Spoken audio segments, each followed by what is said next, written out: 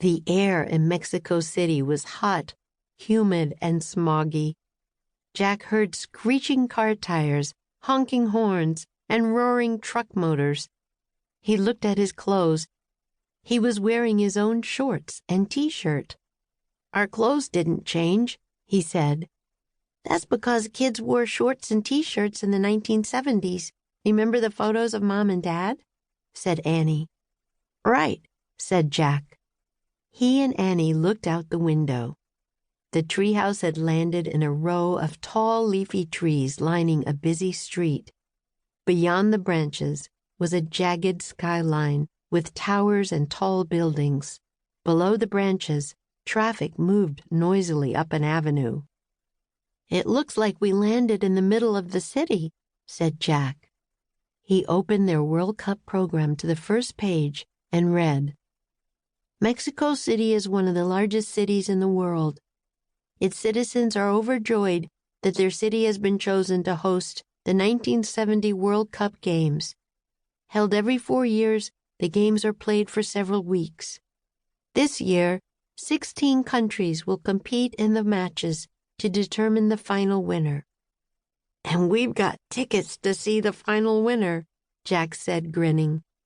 "I wonder which 2 teams will be playing." He thumbed through the booklet and saw page after page of black and white photos of the teams competing in the World Cup games. Mexico, Belgium, Sweden, Israel, Italy, England, Romania, West Germany, Brazil, Annie said, looking over his shoulder. "There he is," said Jack. "Arantes Nascimento Pelé." "Well, we know Brazil made it to the final game, or we wouldn't be here," said Annie. "But I wonder who they're playing." "We'll soon find out." Jack closed the program. As he put it into his backpack, he saw his notebook and pencil, the bottle of magic mist, and some coins and bills inside. "Look, Mexican money, pesos. We have 5 and 10 peso coins, and bills worth 50 pesos. "Sounds like a lot," said Annie. "We can buy Mexican food when we get hungry. Tacos, enchiladas, burritos. I love Mexican food." "Who doesn't?" Jack said. "Who doesn't love everything we're about to do?" He pulled on his backpack and led the way down the rope ladder. When Jack and Annie reached the ground, they saw a large white building with an American flag. Engraved on the front wall of the building were the words, "Embassy of the United States."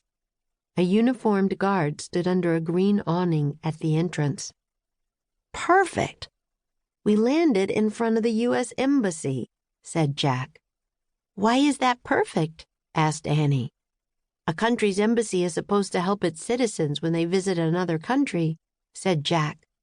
"Oh, that is perfect," said Annie. "Come on." Jack and Annie headed toward the entrance. Before they got to the door, the guard stepped out from under the awning. "Sorry, kids," he said. "The embassy is closed on Sundays." The man looked very formal in his blue uniform jacket and white hat and gloves, but he sounded friendly. He spoke with a Southern accent. "Oh, we were just looking for information," said Jack. "We're Americans." "Groovy, where y'all from?" the guard asked. "We're Jack and Annie from Frog Creek, Pennsylvania," said Annie. "I'm Benny from Valdosta, Georgia," said the guard. "Pleased to meet you." "Hi, Benny," said Jack. "We're going to the World Cup game that's being played today, and—" "Lucky ducks," Benny broke in.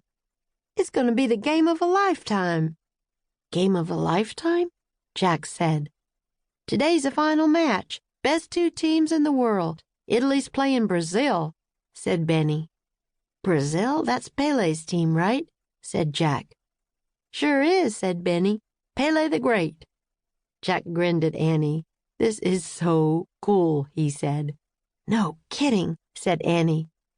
"Y'all seem to really love soccer," said Benny. "We do. We love to watch it and play it," said Annie. "Well, y'all are unusual," said Benny.